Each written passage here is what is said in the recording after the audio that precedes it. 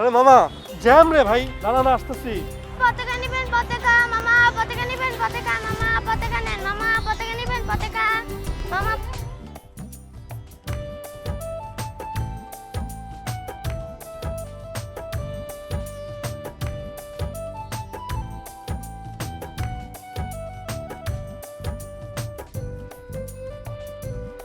ভাইজান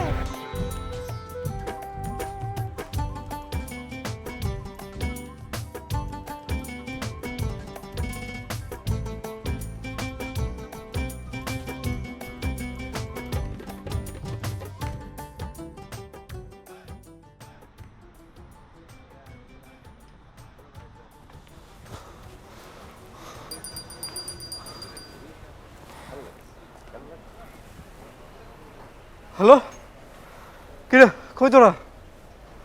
আমি তো চলে আসছি। আরে বাবা রিভারে যে কই?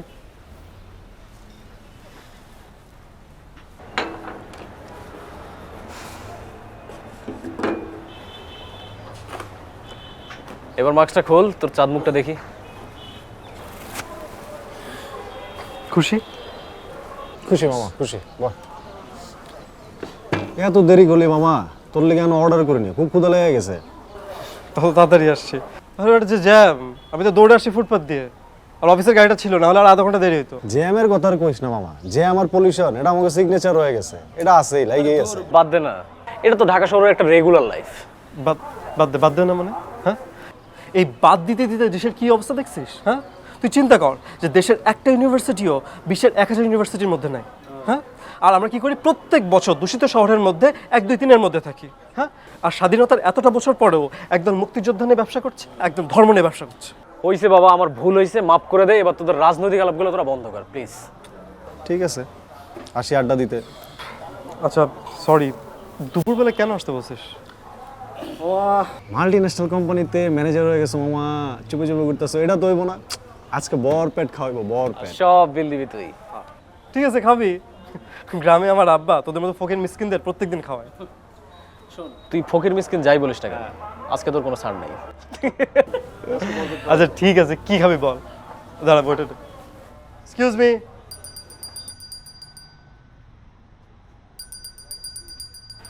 আচ্ছা তোরা অর্ডার দে, আমি ফোনটা একটু রিসিভ করে আসি।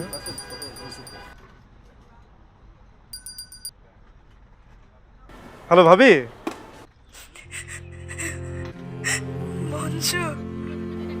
ভাবি কাঁদতেছো কেন? কি হয়েছে? হ্যালো আব্বা, আব্বার কি হয়েছে? তুমি তাড়াতাড়ি বাড়িতে চলে আসো ভাই। ভাবি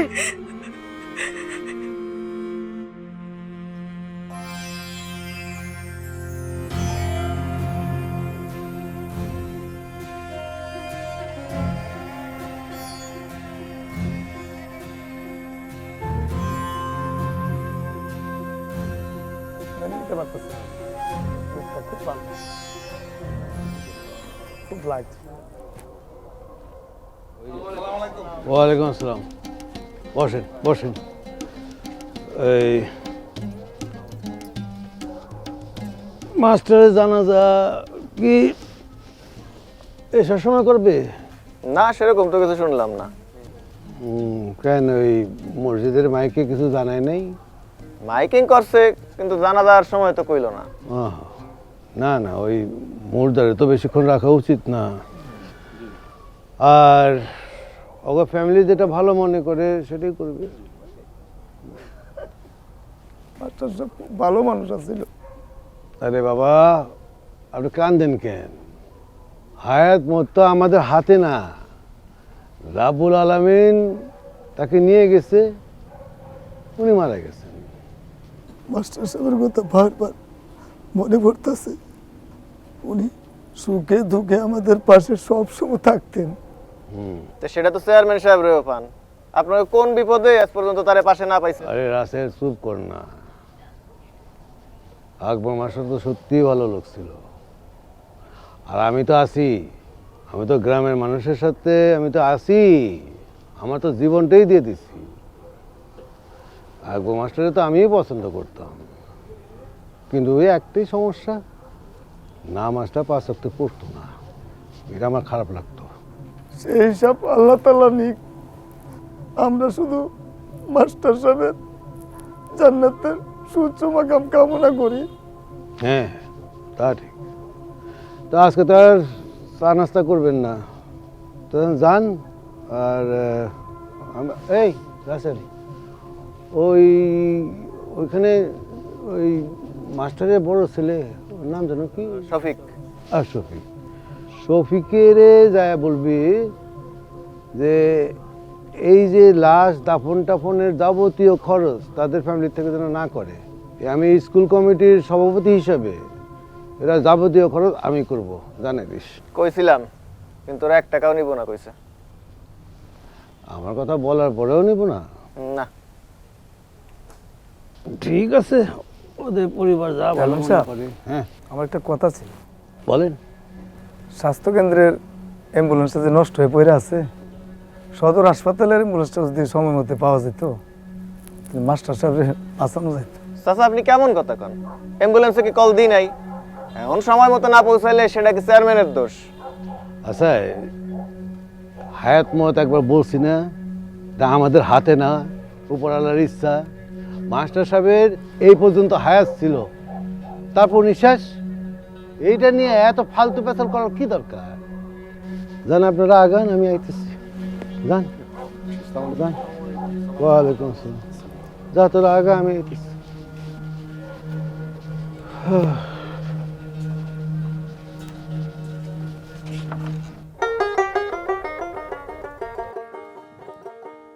আমার প্রেমে ও জ্বালা জুড়াই না,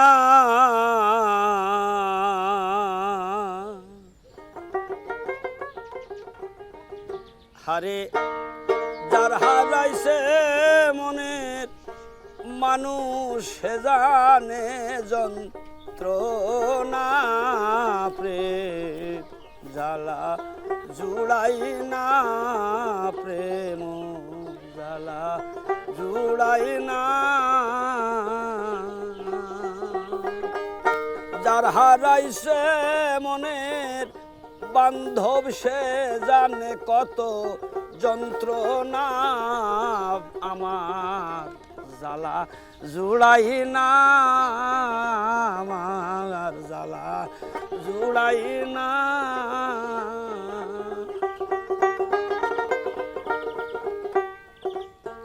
আরে 7 সাগর পারেও যাইতে পারি আমি রে, ও বন্ধু যদি পাবো তোর ঠিকানা। রে 7 সাগর পারেও যাইতাম আমি রে, ও দরদি যদি পাবো তোর ঠিকানা। কত মানুষ আছে ভবে তোর মতো কেউ হয় না। আমার জ্বালা জুড়াই না, প্রেমের জ্বালা জুড়ায় না।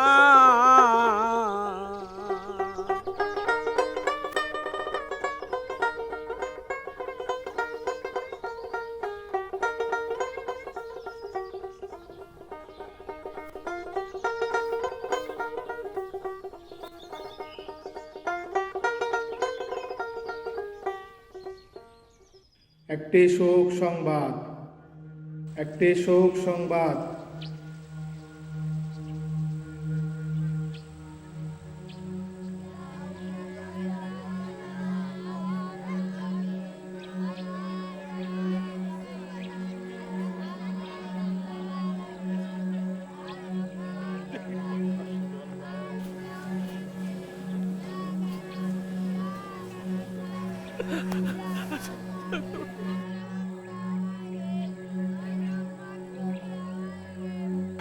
শফিক, ওয়ালাইকুম আসসালাম। কি ভালো মানুষটাই না ছিল তোমার বাবা। আমাদের পুরো গ্রামে এই মানুষটাই শিক্ষা দিয়ে গেছে। একটু দোয়া পড়েন। আল্লাহুম্মা আমিন। রব্বানা আতিনা ফিদ দুনিয়া ইয়া আল্লাহ তুমি তাকে মাফ করো, আল্লাহ আল্লাহ আমিন। এখন তোমার বাবাকে উপরওয়ালা নিয়ে গেছে, এ সব তার ইচ্ছা। আমাদের সবারই যাওয়া লাগবে। শোনো বাবা, এই তুমি মনে করো না যে তোমার গার্জেন মারা গেছে বলে তোমার আর কোনো গার্জেন নাই। বাবা আমি তো পুরো গ্রামেরই গার্জেন। তোমার যে কোনো বিপদে, যখন যে কোনো প্রয়োজনে সুইট আমার কাছে আসবা, একদম বাবা শরম করবা না।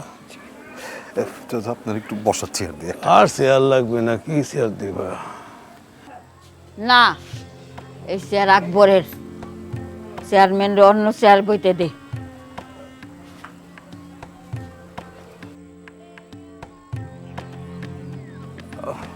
এই একটা চেয়ার দাও তো এদিকে। এই লাগবে না লাগবে না। আরে মতের বাড়ি, এখানে তো বসতে আসিনি বাবা, সময় তো অনেক গেল। আচ্ছা আরেকটু সময়, মঞ্জু মনে হয় প্রায় চলে আসছে। ও মঞ্জু তো এখন ঢাকাতে আসেনি না? এই মঞ্জু ভাই আসছে।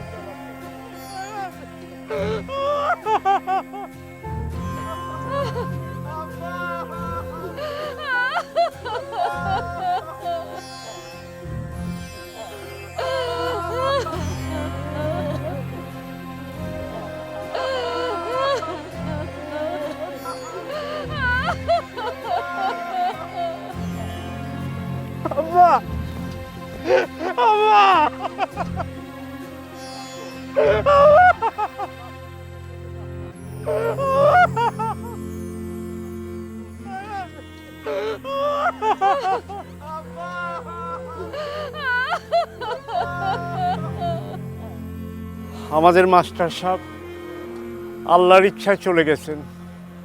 আমাকে গ্রাম হলো পোড়া কপাল, যেমন গ্রাম এমন গ্রামের চেয়ারম্যান। সারা গ্রামের মানুষ সেই বট গাছের মধ্যে ছায়া দিয়ে রাখতো, আজকে সেই মানুষটাই নাই। আরে বাপ কি তোর একলার ছিল? আমার ছিল না? তুই সবাই জিজ্ঞেস করে দেখ, একটা অ্যাম্বুলেন্স জোগাড়ের জন্য আমি কত কষ্ট করছি। স্যারের অনেক স্বপ্ন ছিল, দেশ নিয়ে, সমাজ নিয়ে। ওই দাড়িটা ছাড়া সবার সাথে কথা কওয়া বন্ধ করে দিয়েছে।